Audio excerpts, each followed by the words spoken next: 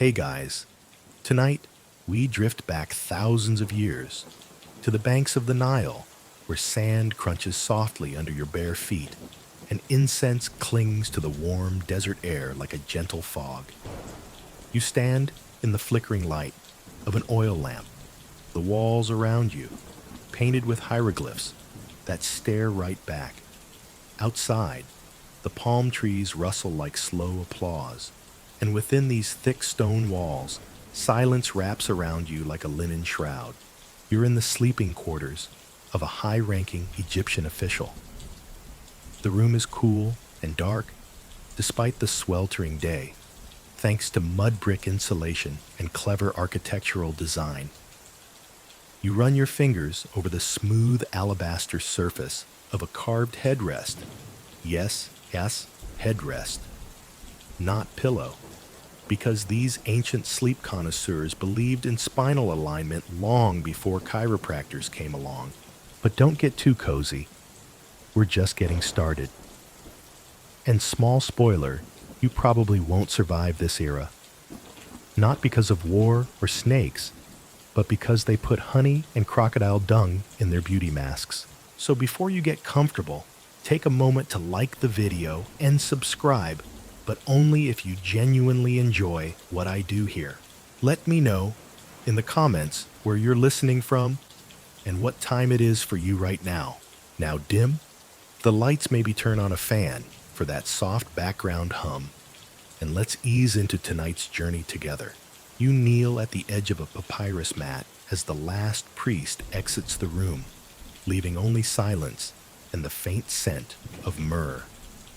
Elite Egyptians didn't just go to bed. They prepared like actors before a divine performance.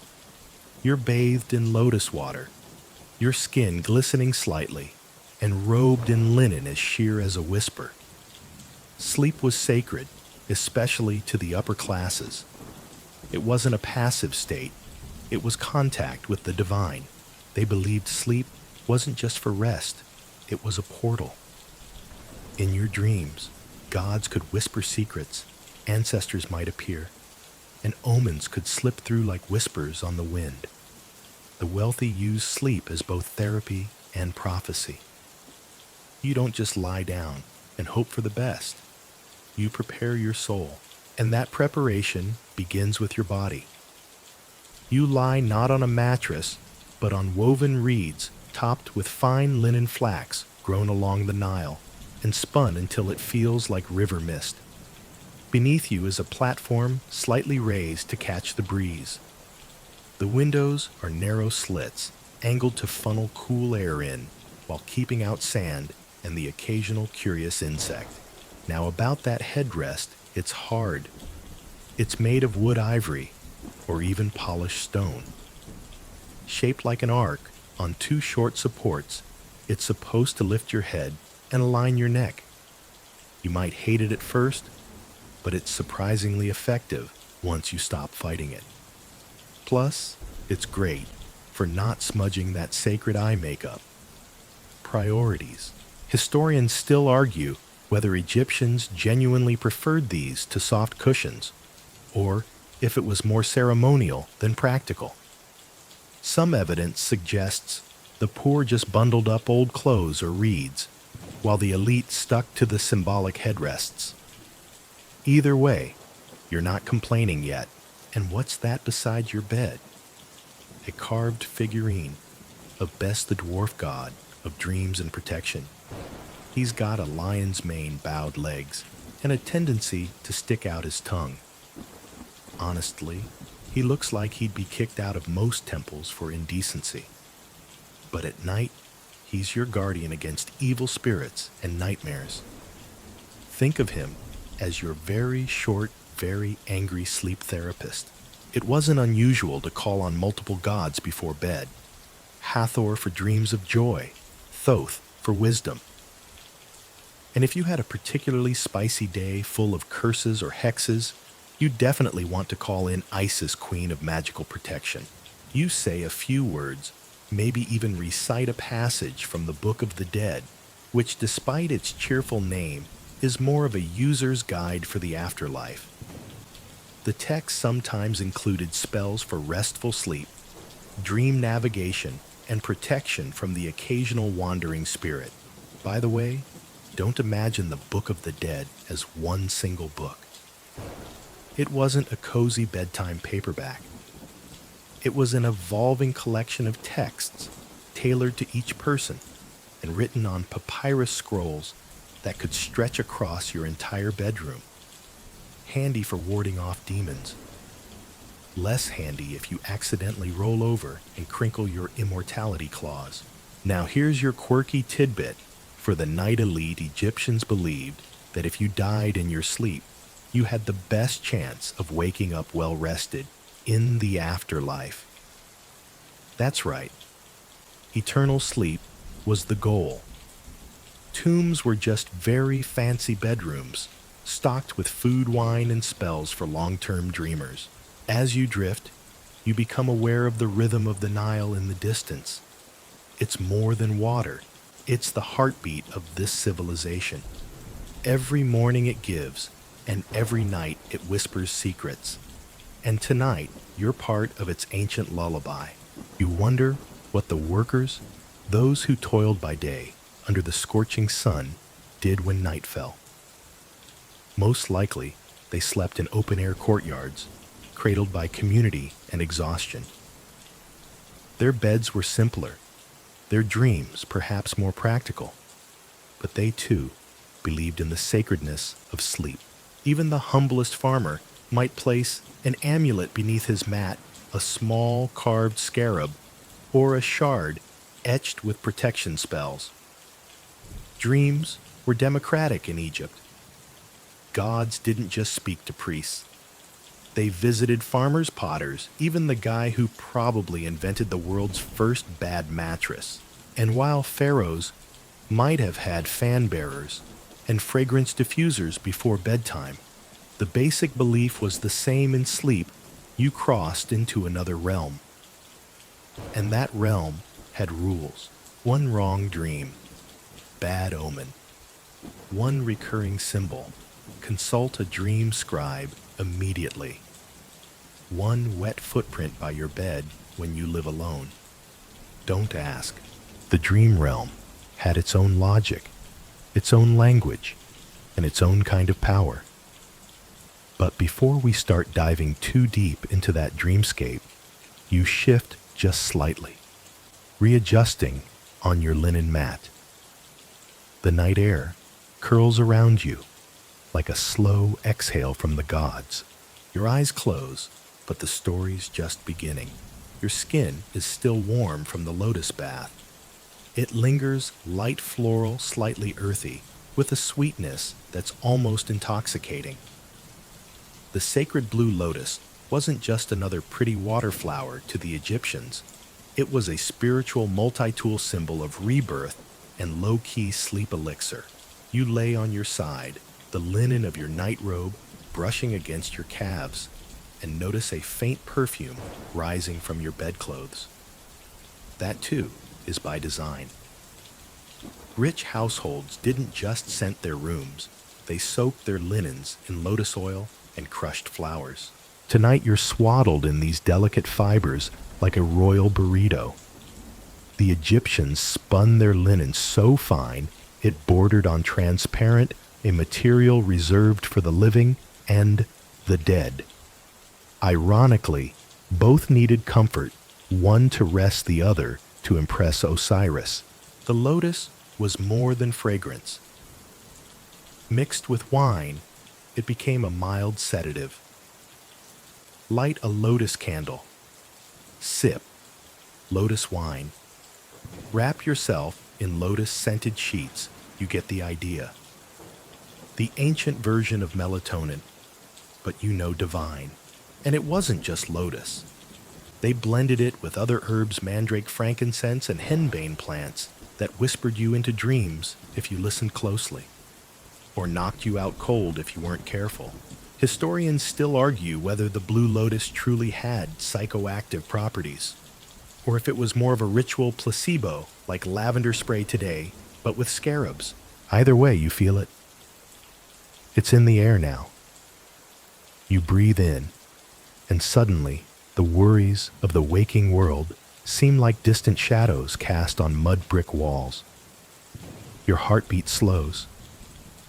The pulse of the room deepens. The body relaxes.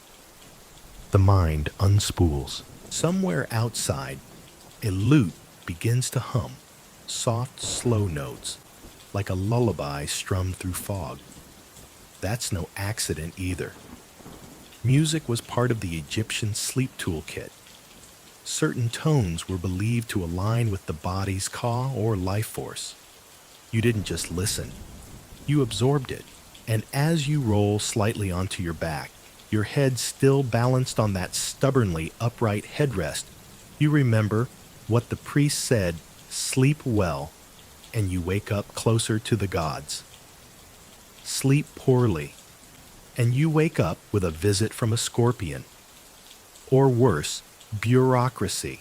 The sheets rustle as you shift again. And for a moment, you imagine you're a child again, swaddled in mummy-like fashion, being lulled to sleep by your grandmother's stories.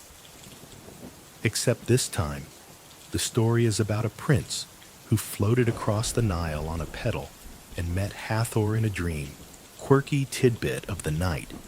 Some noble families commissioned dream beds. Yes, actual furniture designed to enhance dream quality. These weren't just for sleeping. They were for transcending. Gold inlays, symbolic carvings, enchanted headrests. Basically the ancient world's answer to a Tempur-Pedic, but spiritually approved. In the dream beds, you'd lie in a particular orientation, head to the west, feet to the east, mirroring the sun's journey through the underworld. That wasn't a metaphor. The sun actually died. Every night fought chaos, then rose again. Egyptians figured if Ra could do it, you might too. And yet, despite all this celestial posturing, Egyptians weren't afraid to get earthy with their remedies. They understood that the body needed grounding, not just elevation. Enter the sand bath. Not a real bath, more like lying down in warm, dry sand to soothe joints and lull muscles. After a day of back-breaking labor, that was as close as you got to a massage. Think ancient spa day minus cucumbers and judgment. You wonder what dreams they had, those who built pyramids, dragged limestone blocks, or worked in the searing sun from dawn until twilight. Did they dream of cool water, shaded trees, lovers who smiled without conditions? Or maybe they dreamt of flying another common Egyptian motif. Some scholars think it was less wishful thinking and more symbolic of the the soul bird that left your body during sleep. You know, the part of you with wings and questionable navigation skills. This belief gave rise to one of the more poetic practices, hanging dream amulets above the bed. Shaped like bird stars or eyes, they served as gentle beacons for the wandering soul guiding it home before morning. You smile at the idea, basically ancient GPS for your spirit. There's a gentle knock on your memory now. The story of Pharaoh Ramesses II, who was said to have slept beneath a canopy soaked in lotus vapor. His servants lit burners all night long, releasing aromatic clouds that filled the chamber and supposedly protected his dreams from evil. Was it spiritual? Yes. Was it maybe just aromatherapy? Also yes. Was it indulgent? Obviously. As your breathing slows, the fragrance thickens. Your muscles melt like candle wax. Outside, the night deepens. A hawk calls in the distance, a reminder of Horus watching wings stretched wide in the twilight. In your half-conscious state, you remember a bit of sleep advice from ancient texts. Never sleep angry. Not because it's unhealthy, but because you don't want to bring wrath into the dream realm. There's no block button there. You smile. You've got Bess watching over you, linen swaddling you, lotus scent lulling you, and the gods possibly eavesdropping. All in all, a pretty decent setup. You tilt your head slightly, and the headrest creaks. Just a little. Enough to remind you you're still here, somewhere between the waking and the gone. In this state, time has no meaning.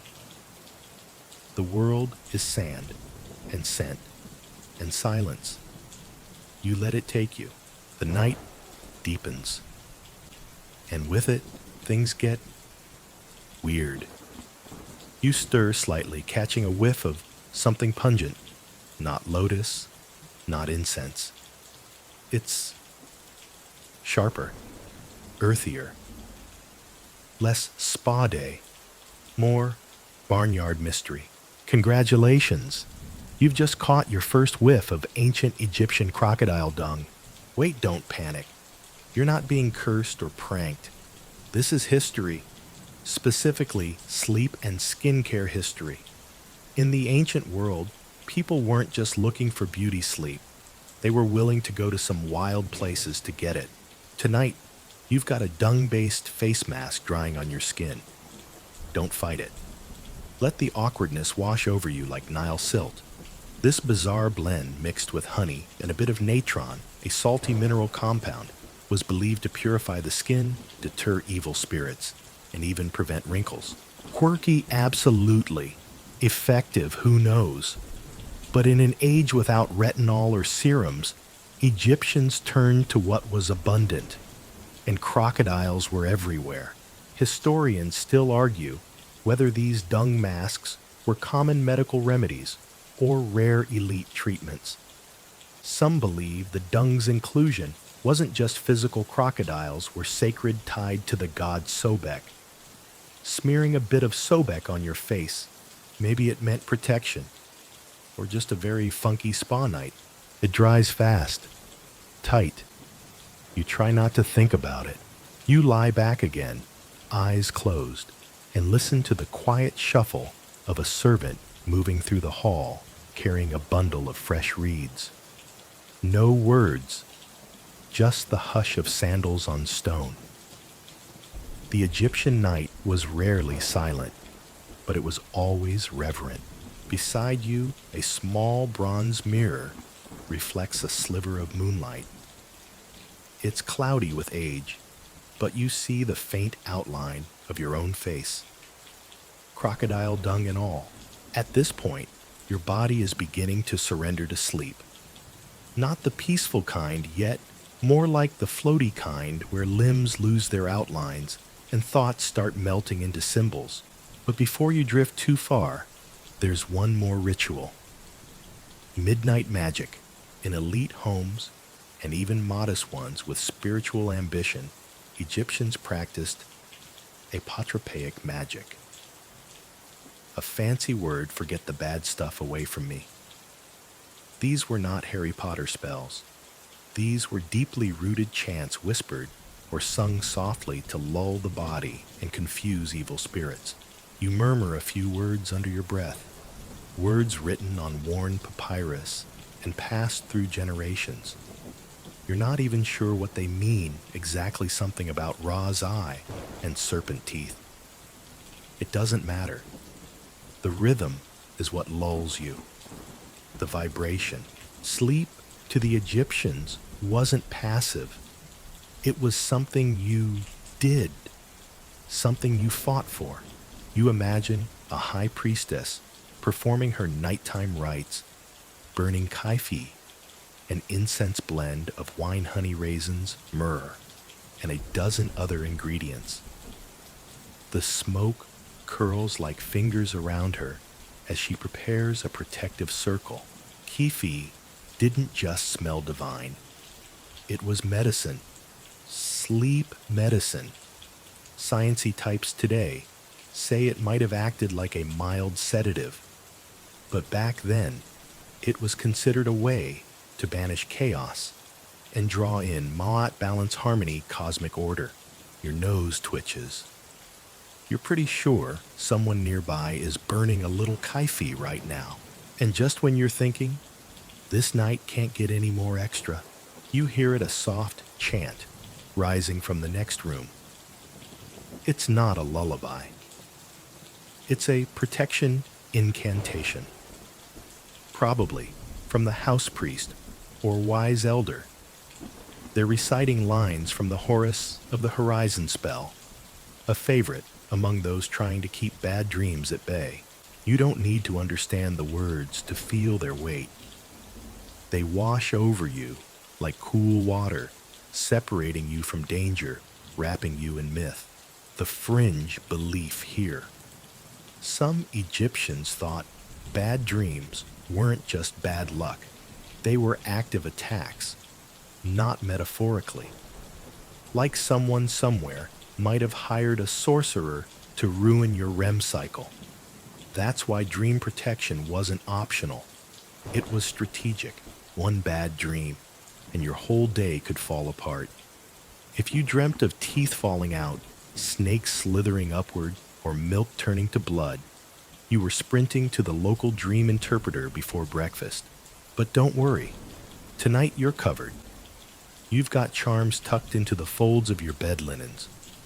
One carved eye of Horus, one knot of Isis, and under your pillow, or headrest, rather a scrap of papyrus with the word Nehe Eternal written 3 times. 3 times for emphasis. The gods love a good echo. You roll to one side. The croc dung mask cracks a little, releasing a puff of dusty smell. Somewhere Sobek probably approves. Or grimaces. Hard to say. You dream now lightly. Slipping. You're on a bark, a sacred boat gliding across the night sky, like Ra himself. Stars drift past you in clusters, forming stories you don't know but recognize. You're not flying. You're floating, drifting with purpose. The kind of sleep where the body is irrelevant and the mind paints murals on the inside of your eyelids. In the distance, a lion roars once. Just once. Then silence again.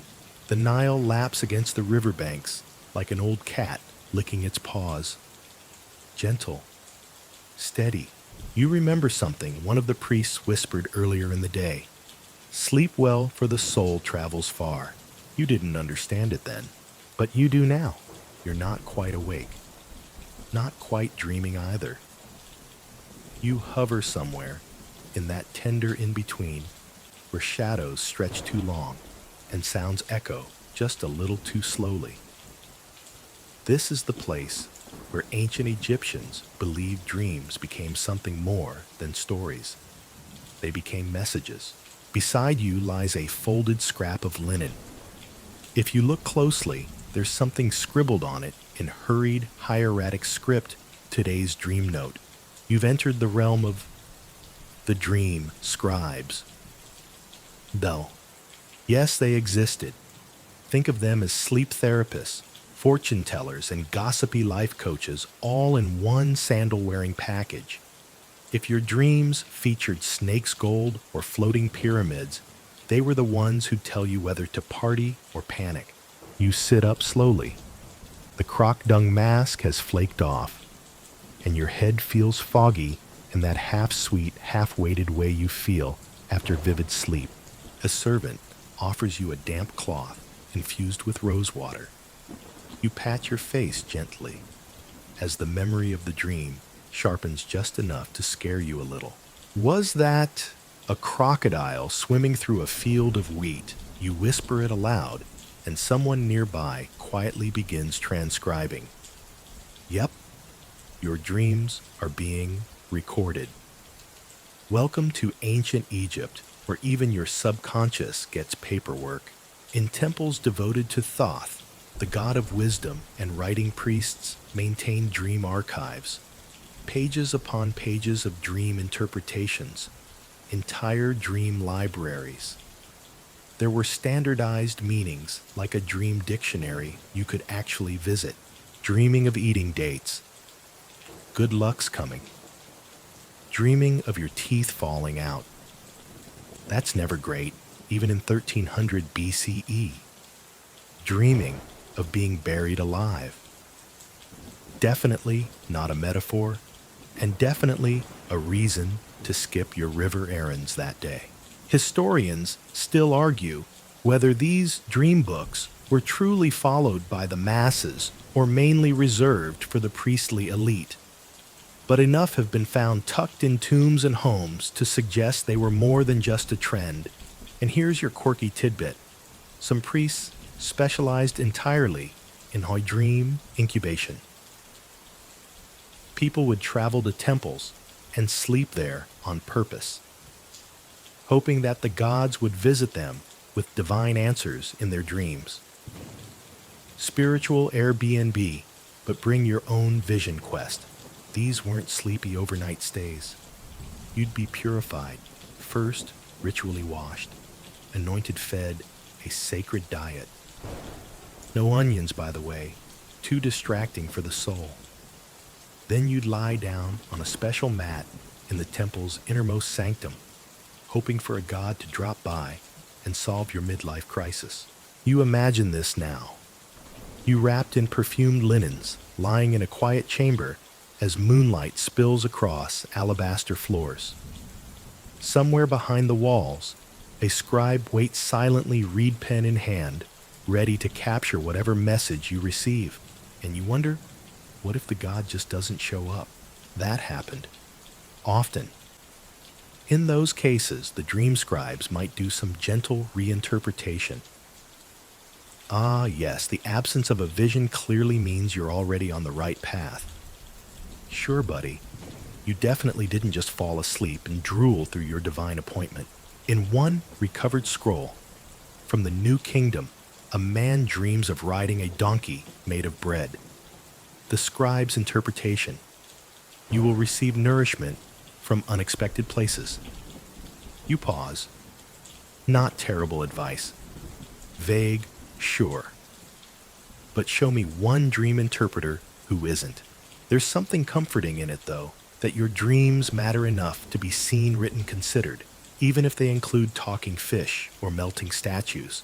You lie back, thinking now about pharaohs. Imagine Ramesses or Hatshepsut waking from a nightmare and summoning an entire team of interpreters. No pressure, dream scribe, but the kingdom might go to war if you misread this one. And dreams weren't just random brain scribbles to the Egyptians. They were divine telegrams. Miss one, and you might miss a prophecy. Misread one, and you might end up marrying your cousin or building a temple in the wrong city. You blink. The dream still hovers in your mind. Something about floating papyrus boats and a woman with stars for eyes. You whisper this too. The scribe nods solemnly, scribbling quickly. You try not to look, but curiosity wins. He's drawn two symbols, a star and an open eye. Beneath them, he writes Nefar, beauty. It's unclear if that refers to you, the woman, or the situation. That's the mystery, and that's the magic. At temples like Serapeum and Abydos, people journeyed from miles around to have their dreams interpreted. Sometimes they brought offerings, sometimes just desperation, but always hope. You're surprised how modern it all feels. Still today, we wake up and Google our dreams. We share them with friends. We look for meaning in the nonsense. The difference: they had scribes and spells and a much better aesthetic. One more thing lingers in your mind before the sleepiness returns. In some fringe beliefs, dreams weren't just messages. They were parallel realities. You weren't imagining anything. You were living out another version of yourself somewhere else. It wasn't just about reading the dream. It was about continuing it, finishing what your soul started when your body stopped. That's why, Before the scribe leaves, he tucks a small figurine under your bedroll, a carved ebony woman with wings and a lotus crown. You ask nothing. He says nothing. But you understand she's a guide, a guardian for your next dream.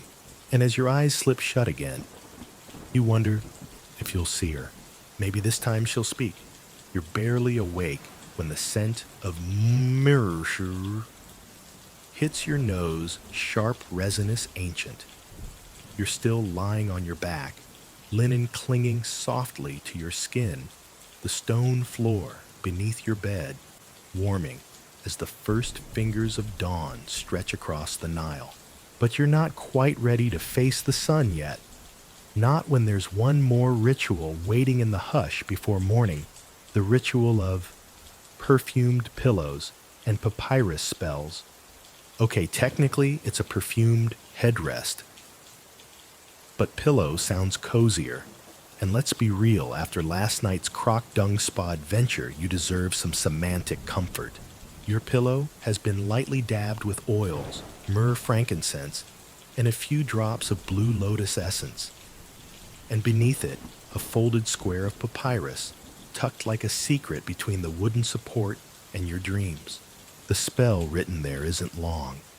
It's more of a wish, a whisper to the gods. Keep me safe through the night. Let me wake renewed.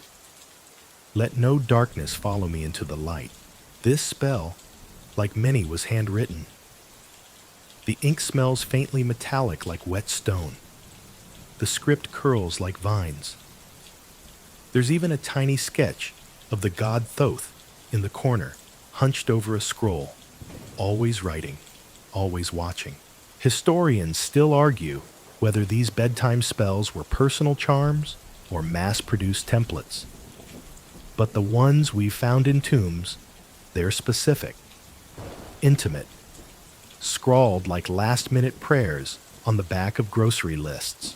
You shift slightly. The fragrance from the headrest rises again, warm and familiar.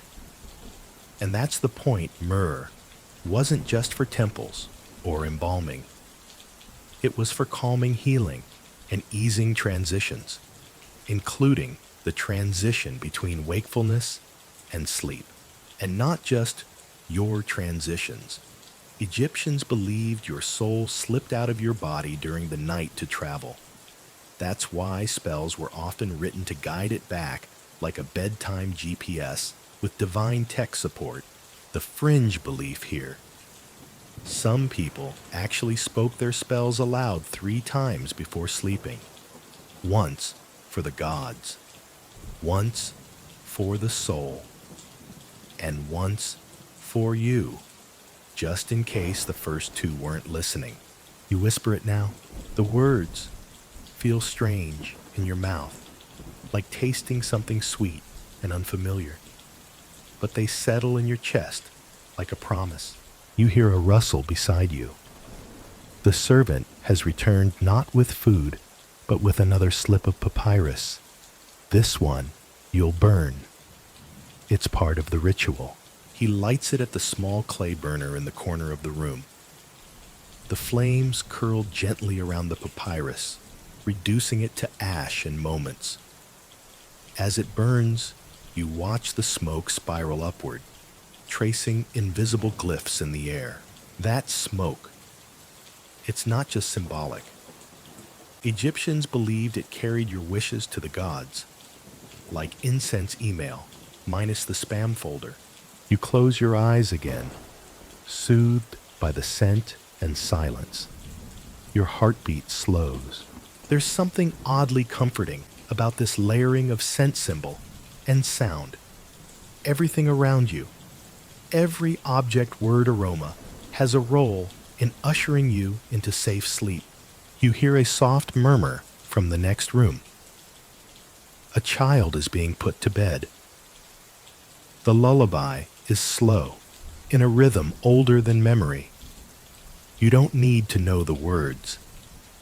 The melody itself is enough to make your shoulders drop and your breath deepen. And now something odd. You sense a presence, Not a person exactly, but something.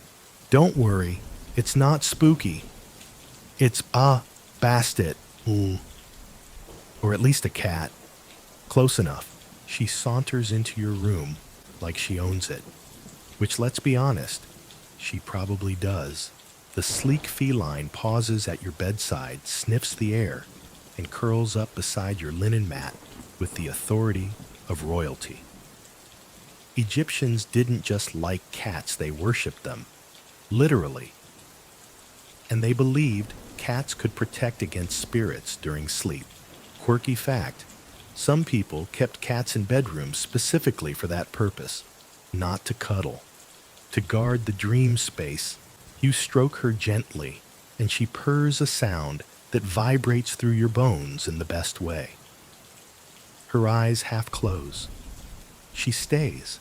You lie still now, breathing slowly, surrounded by perfume and paper and purring. One more fringe practice before sleep returns the sleep charm jars.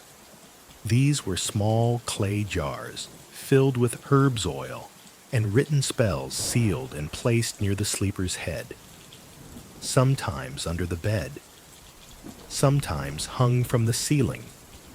Think of them as dream humidifiers with magical side effects. There's one above you, now faintly rattling as the breeze moves through the shutters.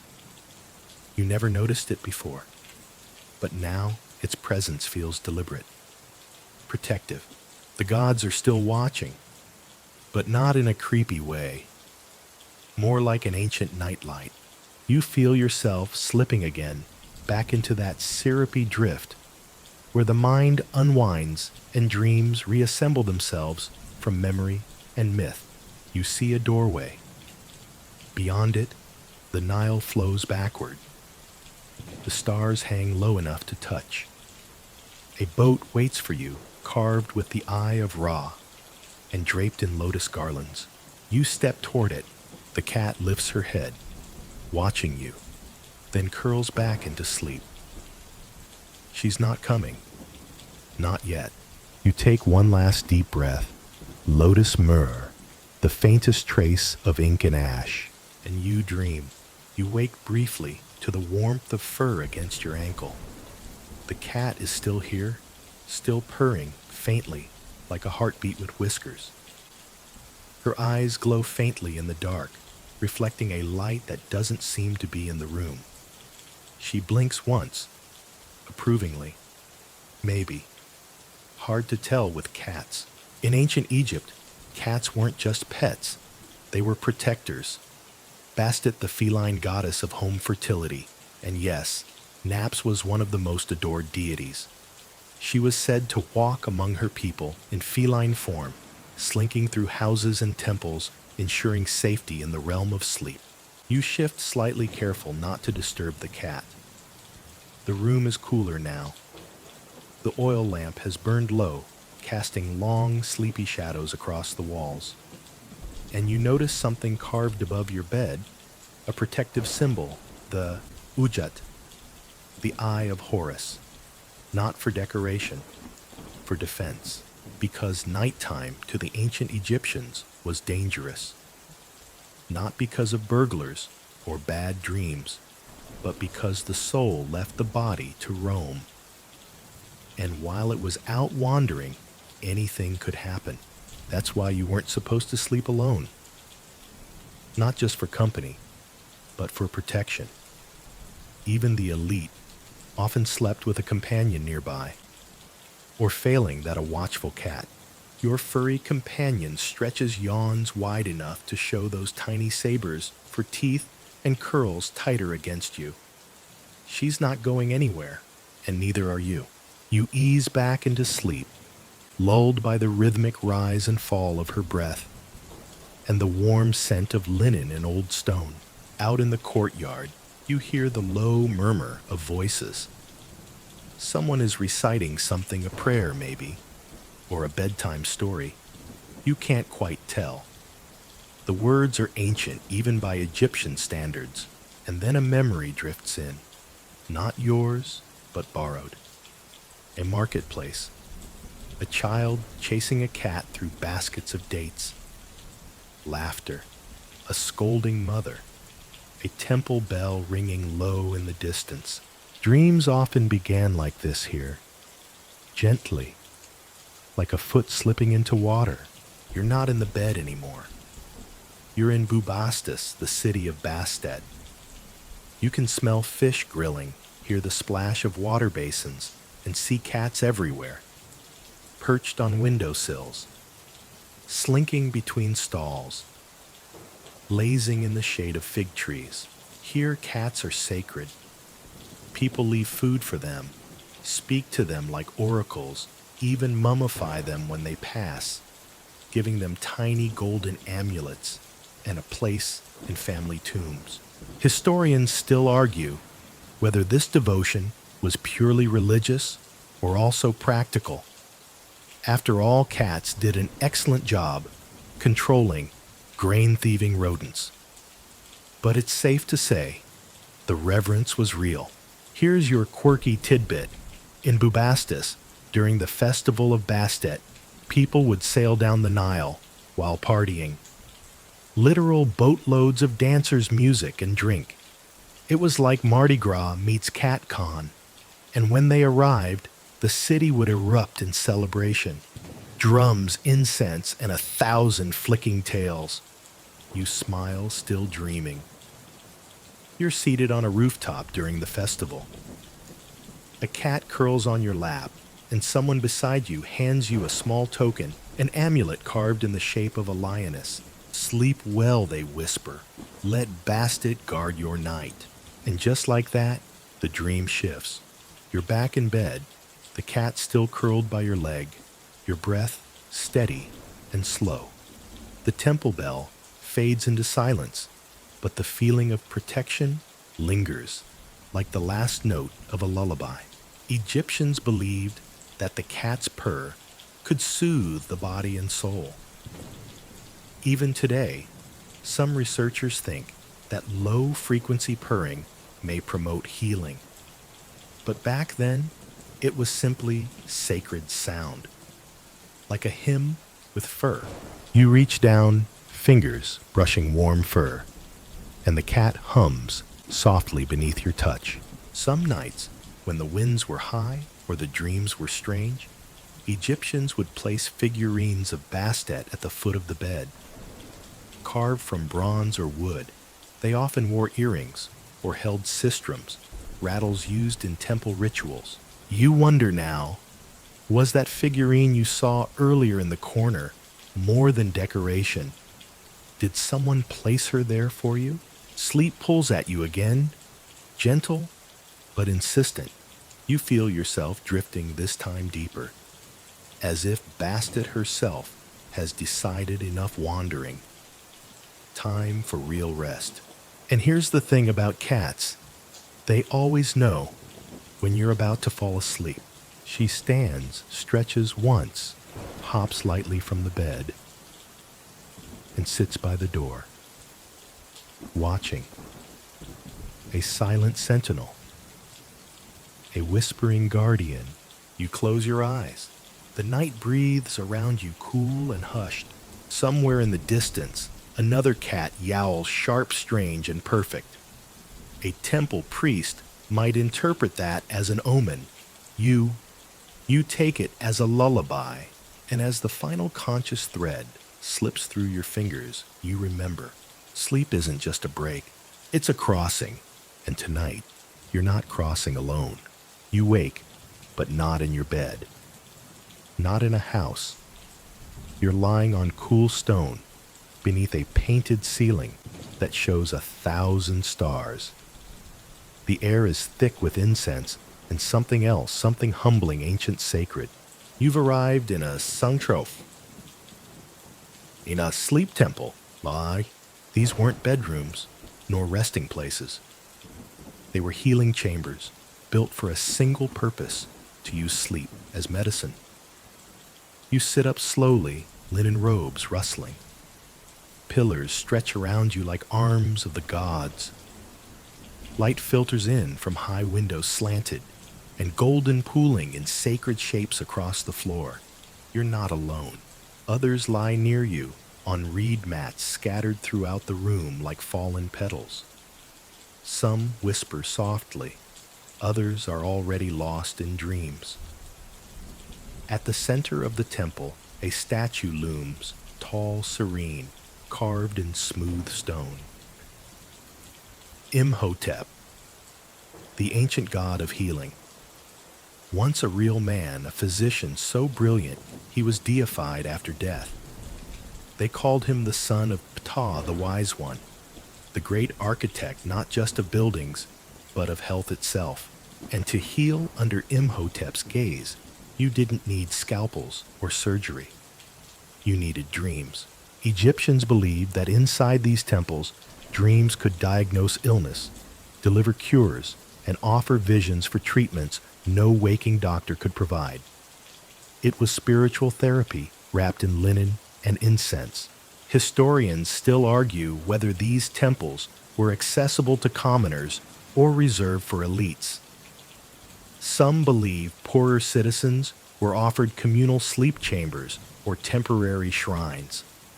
Others think only the wealthy could afford the full dreamy VIP experience. You lie back again, eyes tracing the painted stars above you. Each one is part of Nut the Sky Goddess, whose body arched over the world like a protective shell. To sleep under her was to sleep under the breath of the universe. A soft voice begins chanting from the edge of the room. A priest dressed in white linen barefoot, carrying a small bowl of scented oil. He passes each sleeper, anointing foreheads, whispering ancient phrases like lullabies woven from spell and scent. When he reaches you, he pauses, tilts his head, as if recognizing something in you, a question unasked. He dips his fingers in the oil and presses them to your brow. The warmth spreads across your skin, and for a moment it feels like sunlight, like memory. Then he moves on. Fringe belief of the night. Some priests claimed they could plant dreams. That's right, custom dreams. You'd arrive with a question or pain, and through ritual, spell, and suggestion, they'd nudge your subconscious into showing you the answer. Dream seeding. Before inception made it cool. You settle into the mat body, sinking eyes closing. Around you, the other sleepers breathe slowly, deeply, as if caught in a tide they don't fight. You drift again. And now, the temple begins to work. You dream, but it feels sharper, guided as though someone is standing just out of frame, pointing you where to look. You see a garden, a fig tree with blood-red fruit, a cobra wrapped around the trunk. Not threatening, just watching. You hear a voice, eat and be healed. You reach for a fig. The skin is warm. The juice runs down your fingers. You eat, and in the distance, you see your body lying peacefully in the temple. You're both here and not, both whole and split. Egyptians believed this was the Kaka, and the Paioneslali Nubastam, aspects of the soul separating, traveling, returning. You're experiencing what many sought, divine clarity through rest. Back in the temple, the priest quietly writes on papyrus. They record the dreams. Every fig, every serpent, every name whispered in the dark. Later they'll interpret it, find the pattern, prescribe the cure. This was healing. Not just herbs and potions, but visions, messages. Sometimes the cure wasn't medicine. It was forgiveness, or a pilgrimage, or bathing in the Nile at dawn. The dream told you. You stir slightly between worlds. Someone drapes a fresh linen cloth over you. Cool, crisp. It smells faintly of papyrus and oil. Your breathing slows again. In the silence, you begin to feel a strange sort of peace, like the room itself is holding you, like the stone remembers every sleeper it has healed. You are part of that lineage now. The temple doesn't need walls to contain you anymore. It lives in your chest, in your breath, in the rhythm of your heartbeat. As the painted stars overhead fade into your dream sky, you exhale and let go. You awaken with the sensation of weightlessness, as though your limbs are no longer bound by the linen mat, the temple floor, or even gravity itself. You're still in the sleep temple, and yet you're not. Your eyes are closed, but your mind is alight, floating. You feel yourself drifting upward, not physically, but in some subtle luminous way. It's as if the air around you has softened, and your spirit, your Habba, has unfurled invisible wings. This, according to some ancient Egyptian fringe beliefs, is Haasachurchekwarins. Yaonikorin astral napping, not just dreaming, but traveling. In this state, Egyptians believed your soul left your body and explored other realms, the heavens, the underworld, the stars, the courts of the gods. These journeys weren't hallucinations. They were real sacred expeditions. Like spirit tourism, but without the baggage fees. You float over the Nile, now cool wind, brushing past your face, even though your body lies warm and still below. The river glows silver in the moonlight, flanked by papyrus reeds and distant torchlight. You hear the beating of wings and realize they're yours. Not feathered, not mechanical, just essence carried on belief. Below the temples look smaller. The pyramid tips catch the moonlight like polished blades. You realize you're not alone. Other dreamers float with you, souls shaped like birds, moving in slow spirals above the sacred landscape. Quirky fact: in tomb paintings, the Ibikrai was often depicted as a human-headed bird hovering above a sleeping or dead body. It looks slightly ridiculous, like a pigeon wearing a Halloween mask, but to Egyptians, it was profound. The Ba was the traveler, the experiencer. Without it, sleep was empty. You fly higher. The stars open up like a book. One constellation pulses brighter than the rest. Sa, the Egyptian equivalent of Orion. In ancient texts, it's said that the souls of kings went to Sa after death, joining the cosmic procession across the night sky. Tonight, you feel like you might too. And then a whisper, not a sound exactly, but a thought, a nudge. You're being guided to where? Who knows? That's the joy and the terror of astral travel. You go where your soul needs, not where your mind plans. Historians still debate whether these beliefs were metaphorical or meant literally. Some argue astral napping was symbolic about self-reflection and myth. Others are convinced the Egyptians fully believed they left their bodies nightly to commune with divine beings. You right now, you're not debating anything. You're soaring. A temple appears below larger than any you've seen. Not in physical size, but in presence. Columns stretch forever. Light pours from every crevice, glowing not with fire, but with memory. This is the temple of the stars, not built by hands, but by worship. You drift through the open-air ceiling, past floating glyphs made of stardust. You see names not yours, but familiar, as if you've read them in dreams before. Maybe in another life. Inside, other souls bow before luminous figures gods, in forms both beast and human, shimmering with meaning. One turns to you, jackal-headed, silent, steady.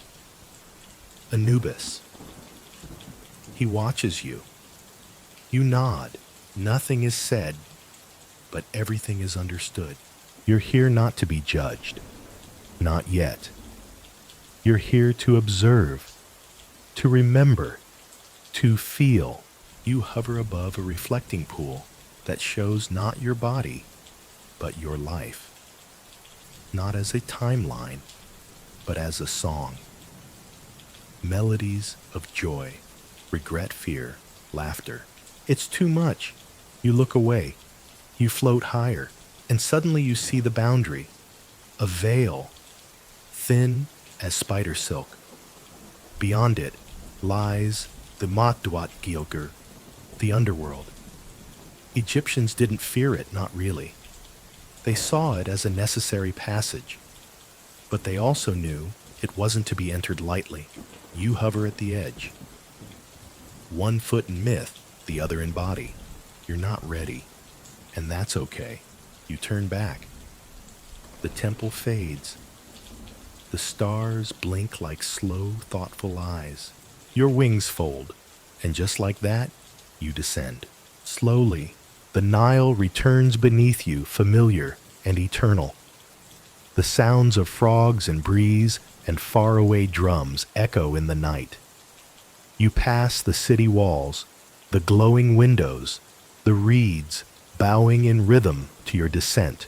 And finally, you re-enter your body, gently, like slipping into warm water.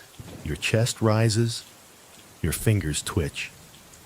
You're back, still lying in the sleep temple, still under painted stars. But something's changed.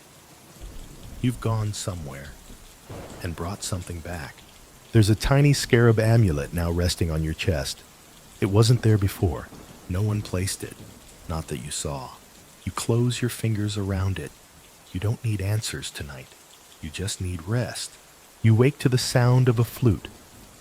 Not the high, sharp kind used in ceremonies, but a mellow one, wooden low and slow. The kind of tune that feels like a long exhale through time. You're no longer in the sleep temple. Not technically. You've returned to a simpler place, a mud brick courtyard, the edges lined with clay lamps and quiet people. Everyone's barefoot lounging on mats or stones, their bodies slack with the weight of long days. And one by one, they begin to hum. You're witnessing something subtle, beautiful, and completely normal in ancient Egypt. A nightly ritual. A sound that drifted through villages and palaces alike. The lullabies of the Nile. Sleep here wasn't just private, it was communal. Especially among farmers, laborers, and soldiers. Families slept side by side. Neighbors shared walls. And when night came, they sung, not in the Disney princess sings to a squirrel way. More like a mother whispering to her baby while grinding grain. Or a guard muttering a rhythmic tune to keep his eyes open through his shift. These songs weren't always for children. They were for everyone. Quirky fact of the night. There's evidence that even scribes and palace servants sang lullabies to one another while preparing for sleep, sometimes even reciting poetic invocations to gods like Hathor or Nut to encourage soft dreams and safe skies. You sit up your own mat, warm beneath you, and hum along. You don't know the words, but the melody is easy, repetitive, gentle. Like the river, it's meant to mirror. The most common theme in these songs, the Nile, the way it flows, the life it gives, the way it soothes when you can't fall asleep. Imagine a song that says, in essence, the river never stops, and neither should your dreams. You let it carry you. Historians still argue whether these lullabies were passed down, formally taught, and memorized, or whether they emerged naturally in each household. But the similarity in tone and rhythm across regions suggests something shared. a cultural thread running through every bedtime. Tonight, you feel that thread wrap around you. A woman nearby sings to her toddler. She's weaving her hands through his curls while murmuring about stars, geese, and the god Khonsu, the moon deity who guards the night and watches over travelers of all kinds, including tiny ones with sticky fingers and runny noses. The boy laughs, then yawns. The music softens. Sleep draws near. You think of other kinds of music that lulled people to sleep here. The tapping of papyrus reeds in the breeze, the distant creak of a wooden sailboat rocking at the dock, the call of night birds in the marsh, the slow crackle of a dung fire outside the window, each one a lullaby in its own way. One of the more fringe beliefs that music didn't just calm the mind, it rearranged the soul. That the right note played at the right moment could coax a restless spirit back into alignment. You lie back now, looking up at a roofless sky full of stars. Someone strums a lyre. Not a complex tune, just 4 or 5 notes repeated softly. You remember now that in some homes there were professional lullaby singers, grandmothers or older aunts who specialized in singing people to sleep, not because they had good voices, but because they knew the right stories. The comforting ones, the long, slow ones that never quite ended. A nearby elder begins one now. You can't understand every word, but the rhythm is enough. She speaks of a girl who turned into a heron, of a crocodile who taught a king to float, of a golden cat who stole the moon and brought it back after a very long nap. You smile. The story doesn't make much sense. It's not supposed to. That's what makes it perfect for sleep. As her voice fades, a man nearby picks up a small drum and taps it gently. 1, 2, pause. 1, 2, pause. It mimics the heartbeat. Some believed it helped sync your own to the rhythm of the land, the gods, the river. You exhale. Somewhere a donkey brays once. Someone snorts in their sleep. And still, the lullabies continue. Not with precision, not with harmony, but with presence. A reminder that you're not alone in this night. That everyone, no matter their station, seeks rest. Even pharaohs, who slept under gold leaf ceilings, once listened to the same melodies sung by mothers, sisters, slaves. Sleep makes no distinction. It simply comes. You roll onto your side cheek, resting on soft cloth. A tiny bell tinkles in the distance, maybe on a cat's collar, maybe on a breeze. Chime hanging in someone's doorway. You don't need to know. You're already fading again, carried gently on a song older than language. The stars are still out when you wake again, but they've shifted just slightly. A new chill slips through the courtyard, and a wind picks up from the west, brushing against your skin like the edge of a linen curtain. You pull your wrap a little tighter. You're no longer in the company of humming lullabies and firelight. You're on the outskirts of the village now, somewhere quieter, wilder. This is where the desert nights and moonlit rituals begin. You walk barefoot over fine sand, your footprints barely holding their shape before the breeze scatters them. The moon above is full, its pale light strong enough to cast shadows from the rocks and distant palms. Out here beneath the naked sky, the ancient Egyptians believed the gods were closer. Not the familiar ones, the loud temple-dwelling gods, but the older ones, the wind gods, the sand spirits, the ones who didn't ask for gold, but for silence and attention. You sit down on a smooth stone, worn flat by centuries of wind. Around you, There are others, scattered like whispers in the dark. No one speaks. This isn't a ceremony for words. It's one of stillness. You feel the ritual begin not in motion, but in absence. Torches are extinguished. Bells are silenced. Every movement is careful, measured. Tonight you're invoking the west wind, called Imikenti, the one who comes from behind. It was believed to be the breath of Ma'at herself, the goddess of truth and cosmic order. This wind was gentle, calming, said to bring restful sleep and carry the soul safely to the Duat.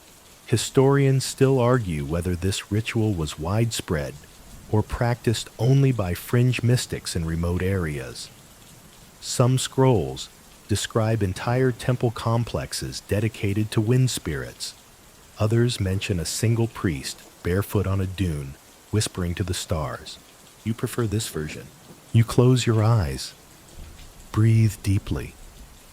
The wind carries with it a scent faintly metallic, like dry stone, and sweet with something floral you can't quite place. Maybe frankincense, maybe date blossom. Someone nearby scatters sand in a slow circle using their fingers like a brush. Another hums a single note deep and low, and then you feel it, not wind exactly, more like a presence moving past you. It doesn't push your body. It passes through you, like a memory you didn't know you had. This was the essence of the ritual, to become part of the desert, to lie still enough, quiet enough, that the natural order of things seeped into your skin, your lungs, your dreams. Fringe belief of the night. Some mystics believed that by sleeping under the full moon, wrapped in sand and silence, your soul would temporarily forget your name, and that was a good thing. Because once you forgot who you were, you could finally remember what you were made of. You lie back now, arms folded over your chest, not like a corpse, but like someone surrendering to the rhythm of the earth. The moon stares down bright and cool. You think of the ancient tomb texts that warned, "Beware the east wind, for it brings noise and confusion. But welcome the west, for she brings peace." And you understand now. There's peace in this stillness. You imagine an ancient woman sitting here centuries ago in the exact same spot. Maybe she just lost someone. Maybe she was trying to conceive. Maybe she simply wanted to dream again. She would have wrapped herself in linen, pressed her palms to the sand, and waited for the wind to answer. Tonight you do the same. The breeze flutters the edge of your robe. A faint melody rides on it, a voice maybe, or just your mind filling the quiet. It says nothing profound, only sleep. And you do. You slip away, not with a jolt or a thought, but like water draining back into the Nile. And as you do, you sense others joining you, not people, presences, travelers, spirits, dreamers. Out here beneath the moon and the whispering dunes, no one sleeps alone. You wake with something cool on your lips, not water thick or darker. A taste both ancient and familiar, even if you can't name it. There's a clay cup in your hand, now half full of a deep red liquid. You're sitting beneath a fig tree in the corner of a walled garden. Ferns brush your legs. The stone bench beneath you is warm from the morning sun. A breeze moves lazily through the reeds beyond the gate. You lift the cup to your lips again and take another sip. It's bitter, sharp, then sweet at the edges. You've been given poppy wine. Don't panic. It's not like you've been dosed with some ancient sedative cocktail against your will. This is a deliberate part of the ritual.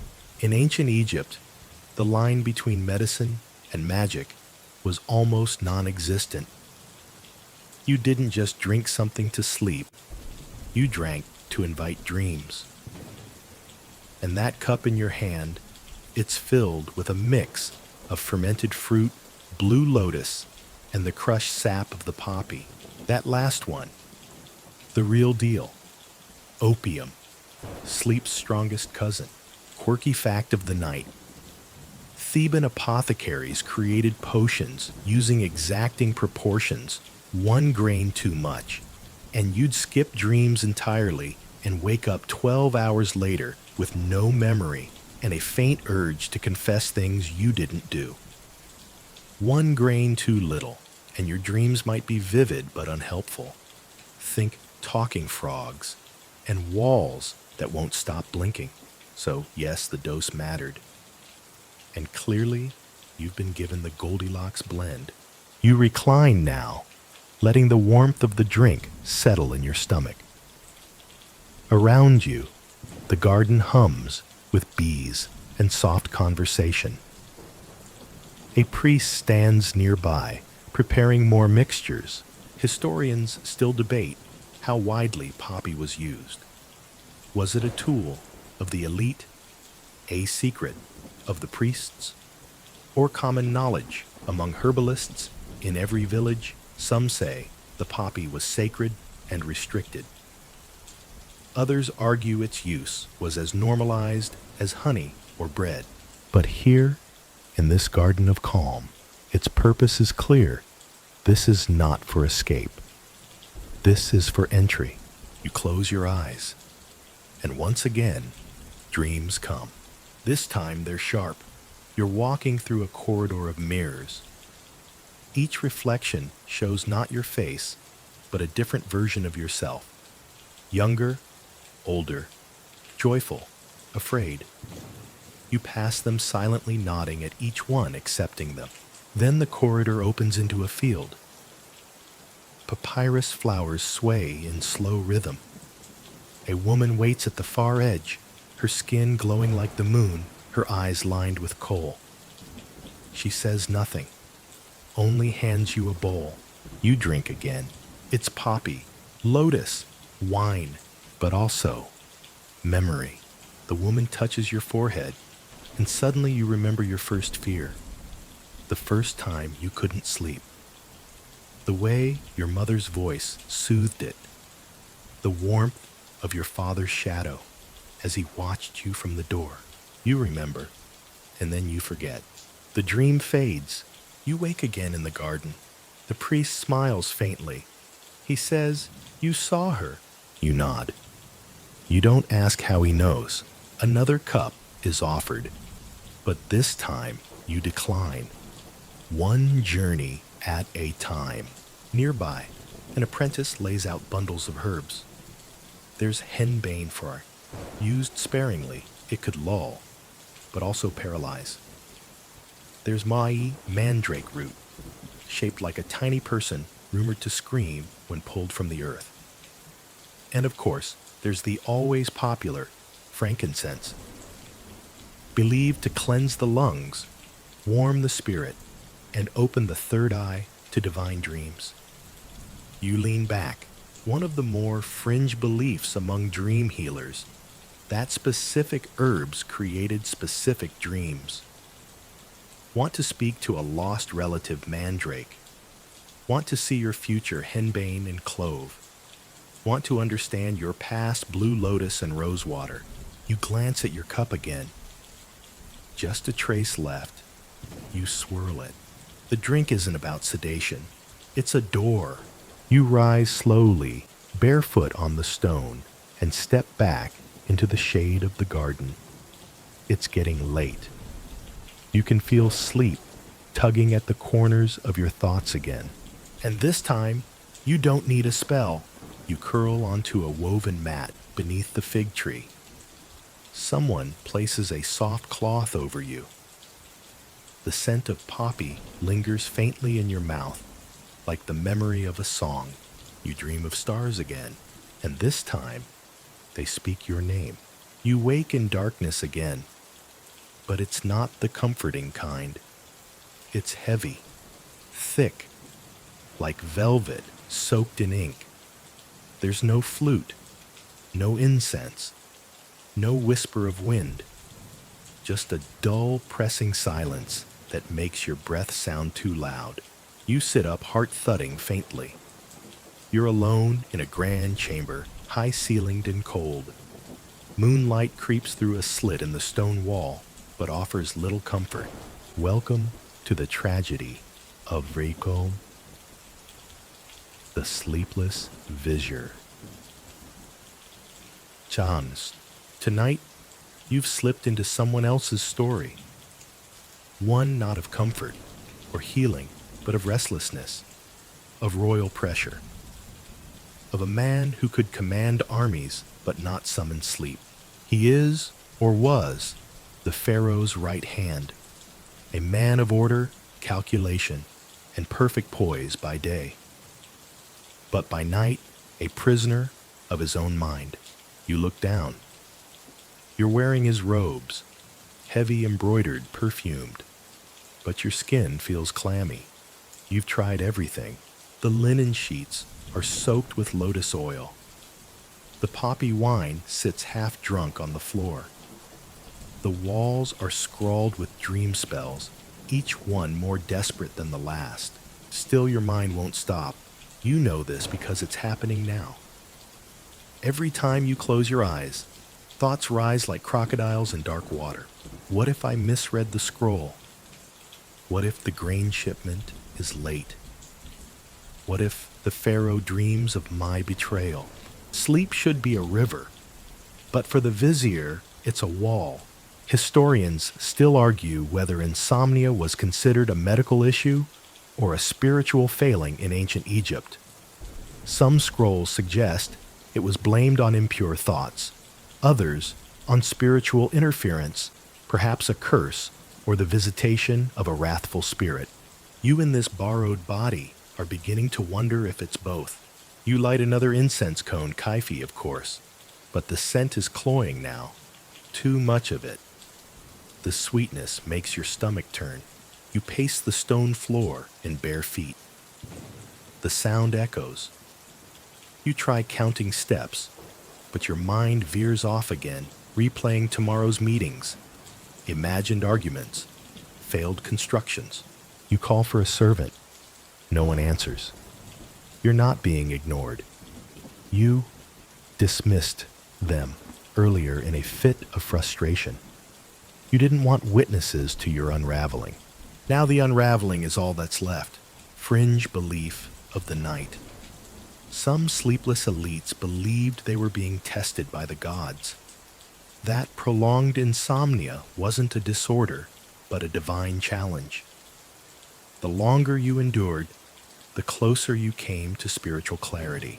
The vizier believed it. You're starting to doubt. You dig through a basket beside the bed. Pull out another amulet eye of Horus. Doesn't help. A small carved frog goddess of fertility. You toss it aside. Finally, a piece of folded linen with a name scrawled across it. Bez. You clutch it. Whisper his name. Protect me from night terrors. Keep my mind still. Bring forgetfulness. But Bess doesn't come. Your body is tired. But your mind, your ever-churning mind, is on its own pilgrimage. You lie back again, eyes open, staring into the shadowed beams above. Somewhere in the palace, a cat knocks something over. A pottery clink. Then silence again. You remember a warning from your childhood. A man who doesn't sleep loses more than rest. He loses his place among the living. It's not a threat. It's a truth. You try a new tactic. You close your eyes and imagine a bark drifting on the Nile. You're not in it. You're watching it. You picture it so vividly that for a moment you almost forget you're awake. Then the voice comes. Not real, not spoken, but clear. You are trying too hard. It's your own voice. Or maybe someone else's. You're not sleeping because you are not ready to let go. You sit up again, Sweat beads at your temples. Is that it? You think of the grain shipment, the tax collector, the missing scribes, and beneath it all, your fear of failure. Sleep in Egypt was sacred, but it was also surrender. And the vizier never surrendered. You get out of bed, walk to the edge of the chamber where a small shrine rests hidden from view. You light a new oil lamp. Offerings are there dried figs, incense, a feather of ma'at. You kneel, not as a vizier, but as a man who wants to be forgiven. You speak softly, let me rest. Let me forget the weight of waking. No reply, no miracle, just the flicker of flame. And yet when you return to your bed, something has shifted. Not much, just enough. The thoughts are still there, but smaller, softer. You close your eyes, and this time you dream, not of temples or gods or scrolls. You dream of being a child again, under a fig tree, with no title, no burden, only a voice singing nearby, a lullaby just for you. It's cold here. Not the gentle coolness of dawn or the crisp hush of desert night, but the still, eternal chill of limestone and dust. You're not in a garden anymore. You're not even alive. You're in a tomb, and not just any tomb. Your tomb. Don't panic. You're dreaming. Maybe. Probably. But you've entered the place where the ancient Egyptians believed sleep and death held hands. A sacred chamber carved for eternity where your soul would rest forever. This is wax, sleep, and the afterlife. The final slumber. The one you don't wake up from. And yet here you are, breathing, watching, listening. Around you the walls are painted in vivid colors that somehow haven't faded. Stars wheel across a blue ceiling. The goddess Nut arches above you, swallowing the sun in the west, so it can be born again in the east. You're lying in a stone sarcophagus, but the lid is open. Your body is wrapped in linen, your fingers curled around an ankh, the symbol of life, not death. Life. That's the whole point. In ancient Egypt, to sleep in death was to wake awake in the next world. In the Tursamak, they didn't fear death the way we do. They planned for it, designed for it, built pyramids to ensure that when sleep came, it was rich, guided, and full of meaning. Quirky fact, some nobles commissioned special dream books to be buried with them, filled with dream spells, prophecies, and protection rites. Basically, an astral travel guide for eternal nap time. You rise from the sarcophagus ghost-like barefoot on stone. Your body stays behind. You're not here to disturb anything. You're here to understand that the afterlife, or duat, wasn't just a place. It was a journey. One full of gates monsters, riddles, rivers of fire, and the final weighing of the heart.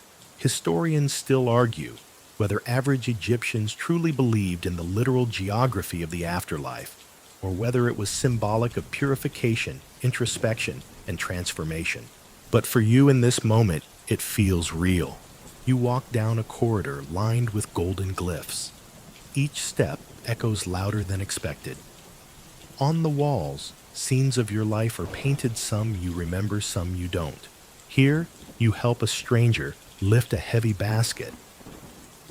There you offer incense to a statue of Thoth. Further down, you sleep under a fig tree, a cat curled at your feet. Everything is remembered, every small moment honored. You come to a chamber where Anubis stands jackal-headed and serene. Before him, a scale. To one side goes your heart, nestled in a tiny alabaster jar. To the other, a feather, the feather of Ma'at. This is the test, the one everyone must pass. You do not fear it. Your dreams have led you here gently. The scale balances.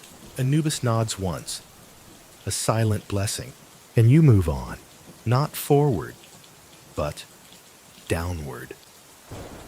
Full into deeper sleep, into deeper memory. You enter the final chamber, a perfect cube, painted with the stars of the night sky, each representing the soul of someone who once dreamed, once lived, once longed. There is a bed here, simple, reed woven, familiar. You lie down. The stone walls hum, not with noise, but with knowing. The Egyptians didn't separate life and death the way we do. To them, sleep was a rehearsal for the afterlife. Each night you died. Each morning you rose again. And when the time came for true sleep, they believed it should be beautiful, full of dreams. You feel yourself sinking now, not into fear, but into peace. A golden mask lies beside you. You touch it. It's yours. But you don't put it on. Not yet. There's no hurry, because in this tomb, beneath the gaze of gods, surrounded by color and silence and scent, you understand something the vizier could not. Rest is not weakness. It is the reward, and you are finally ready. You close your eyes, and for the first time, you don't worry about waking. You simply dream. You are awake again. Though now, it's hard to tell where one dream ends and another begins. You're no longer in the tomb, nor the garden, nor the temple. You're somewhere in between. A soft breeze moves across your face. Palm trees rustle above. You're lying on a simple mat outside wrapped in linen, the stars high and pale in the early dawn light. This place feels familiar. Not a palace, not a temple, just a village, a quiet space at the edge of life. You sit up slowly and hear the familiar, everyday sounds, the creak of a well pulley, someone sweeping with a reed brush, a pot clinking against another. You are no longer royalty, or a vizier, or a dreaming spirit gliding through the heavens. You're just someone in the crowd. And tonight, it's time to understand how kings and commoners slept differently, but dreamed the same. Venture me. You stretch your legs and look around. Children sleep in piles on one another, tucked between their parents. An old man lies in the shade with a cat curled on his chest. A young girl folds a small cloth and places it under her father's head. The bedding here is coarse reeds and rough linen. The pillows are bundles of clothes or nothing at all. The headrests, if they exist, are wooden and chipped, but they sleep deeply. Sleep here is a necessity, earned, respected, protected. You remember the opulence of the pharaoh's chamber, the perfumed oils, the gold inlaid headrest, the servant who fanned his dreams.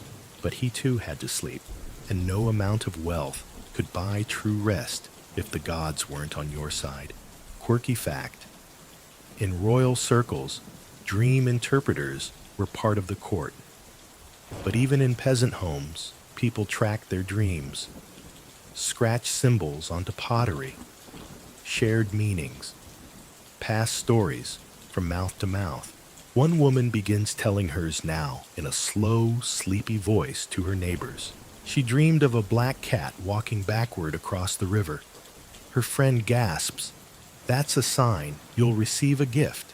Historians still debate how much the lower classes were influenced by formal religion versus folk traditions. But dreams were universal. You walk through the village, slowly watching as people wake and stretch. Some stir a pot of barley porridge. Others roll up bedding and sweep the earth beneath it.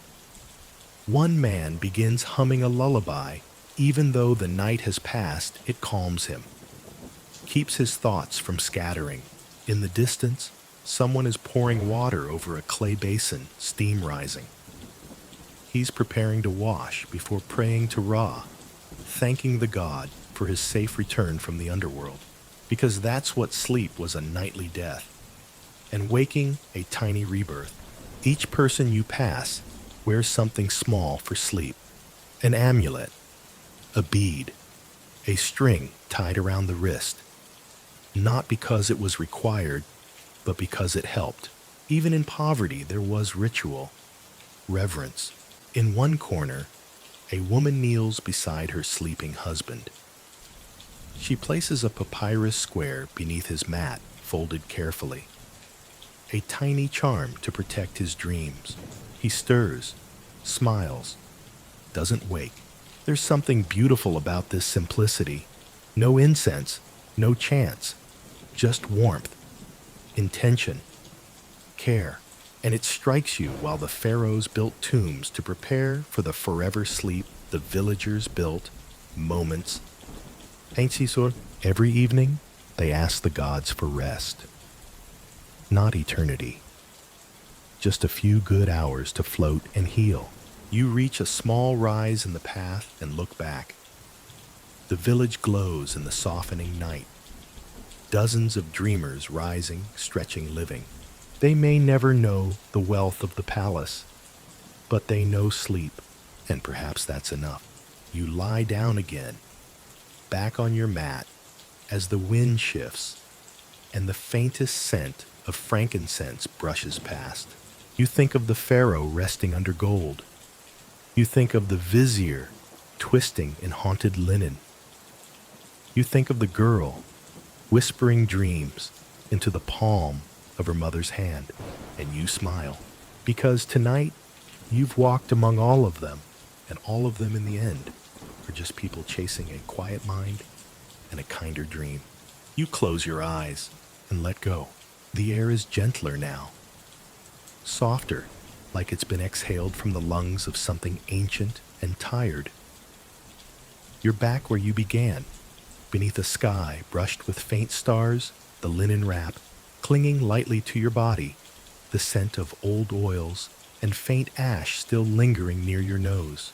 And this time, there is no temple, no pharaoh, no looming god statues, just the wind from the west, Ramasan. The Egyptians believed this wind, dry calm and whispering, was more than weather. It was a breath of Maat, the goddess of truth and cosmic balance. They said it carried away the worries of the day, brushed the wrinkles from the soul, and helped guide the spirit gently toward stillness. You lie still, not because you're told to, but because your body wants to. You've traveled far tonight across rooftops and tombs, gardens and chambers, dreams and afterlives. Now, at last, the world goes quiet. There is a silence here that doesn't demand attention. It invites it. You feel the sand beneath your mat warm from the day, but giving way to the chill of night. Somewhere in the distance, a reed flute plays one final note long and low, then fades. You're not sleepy. You're asleep. You've become the quiet thing in the room. The pause between heartbeats. The space between thoughts. Your breathing slows not by force, but by instinct. In the stories, this was the moment the priests called Ket Netcher, the body at peace with the gods. Not dead, just surrendered. Quirky belief. Some mystics insisted that true rest only came when you stopped believing you needed it. When you let go of the hunt and let sleep find you. And it has. You no longer wonder whether you'll dream or where you'll go.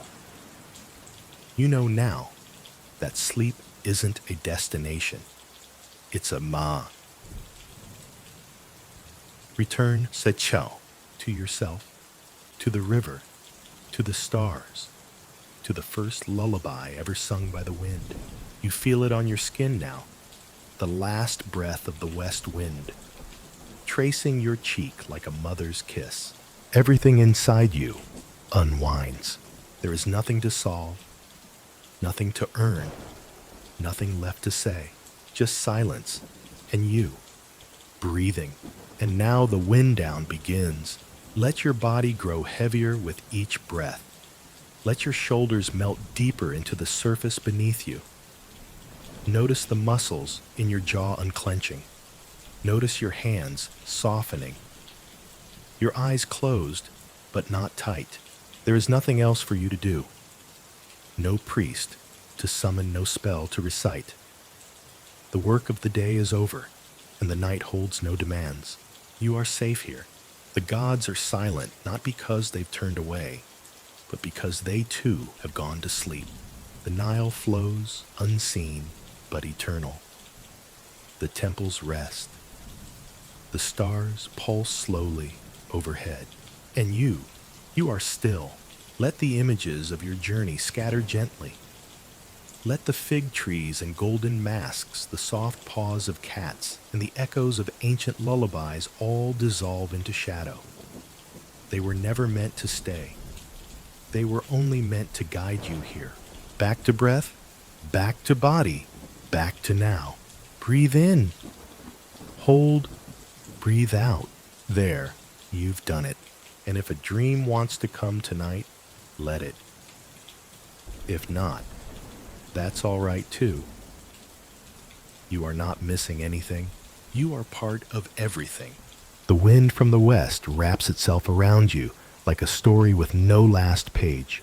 Sleep well, dear traveler. The desert will keep your secrets. The Nile will carry your name. And the stars, they'll keep watch until morning.